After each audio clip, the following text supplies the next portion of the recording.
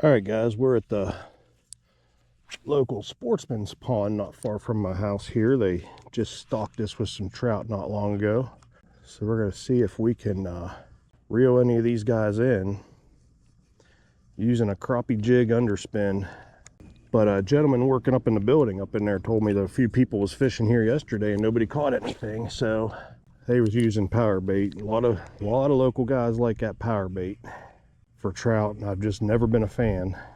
I think the stock trout, I just really think they do so much better on a moving bait, especially with an underspin on it, or a spinner of any kind for all that matters. Beautiful day for the first week of March, 50 some degrees today. Nice thing about a pond this size is you can cover in a couple hours. We got a Bobby Garland itty bitty swimmer, I think they call it. It's a little over a 2-inch long bait, and a Roadrunner underspin. Change this up to a Bobby Garland baby shad, a little tinier profile than the other Bobby Garland I had on there, and I'm going with the blue, like a blue sparkly bait here. Should get off some nice light reflections from this bright sunshine.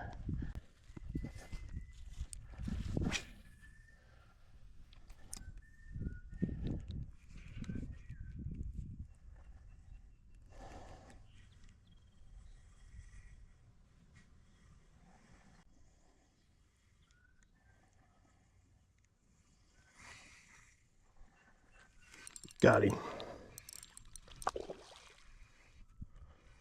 Well, that's a little guy. We don't even need the net for him. It's a very little guy. Go ahead and get him up here. Not bad though.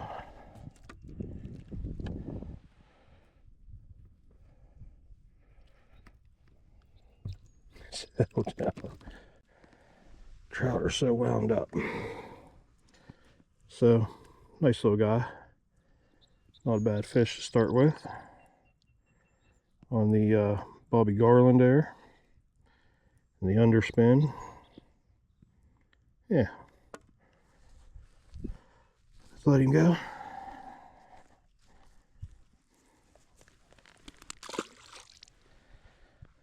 Awesome. So I was just basically on that retrieve, just kind of a few feet under the surface, popping it in. He missed it and then got it again. He was just a few feet out off the bank. Maybe one of his buddies missed it and he picked it up. Hopefully they put some bigger stock trout in here than that.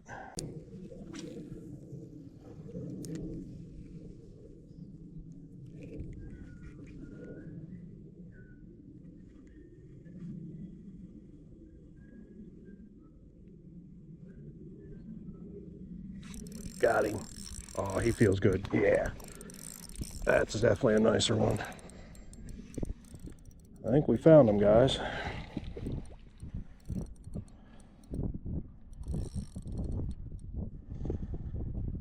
Let's let him have some line. Hopefully don't lose him. Get my net. The net for this guy. More water out of there. Here's a little bigger fish.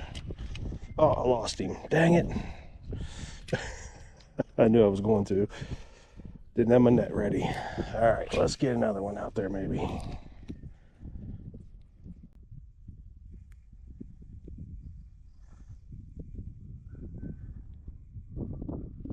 They're nipping at it. Got him. Yep. Nice. He's not jumping. Huh. Not the first trout I ever seen not jump. Oh.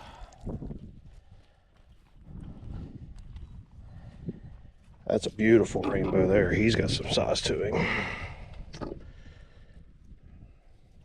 He already come unhooked. There we go. Nice one. Such fighting fish, so fun to catch. All right, buddy. A few feet deep, steady retrieve. Counting down to about 4 or 5. I always give any sort of spinner bait I'm using, guys, I give it a couple good jerks before I start really reeling it in. Make sure that spinner's doing its job. I'm going pretty slow with this too. Got him.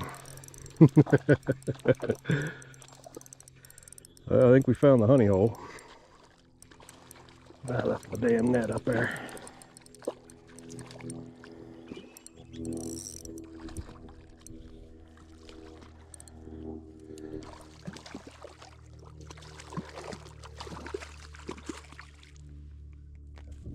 That's a big one too. Come on, bud. There we go. Might be a little bigger than the last one here. Nice.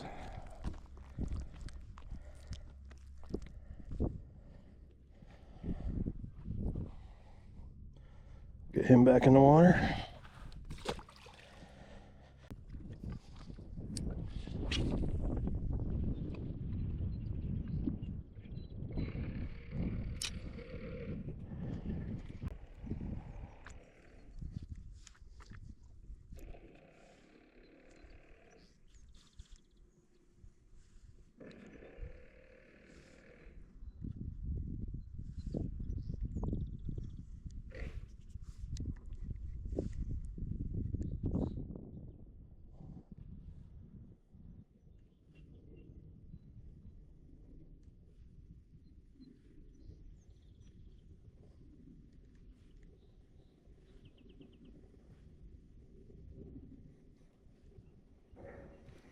Got him. Nice. So they're over here on this side too.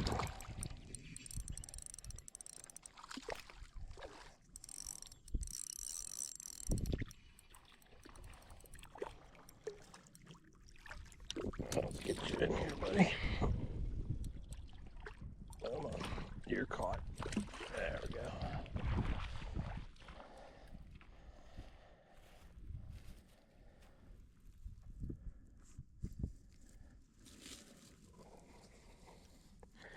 Not as fat as the other ones, but he's pretty long.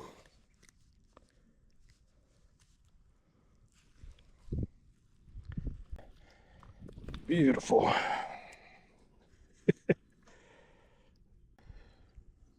It's definitely just a beautiful fish, fun to catch. There you go. Well, guys, we fished for about an hour and 20 minutes and caught quite a bit of trout, but I'm going to wrap it up.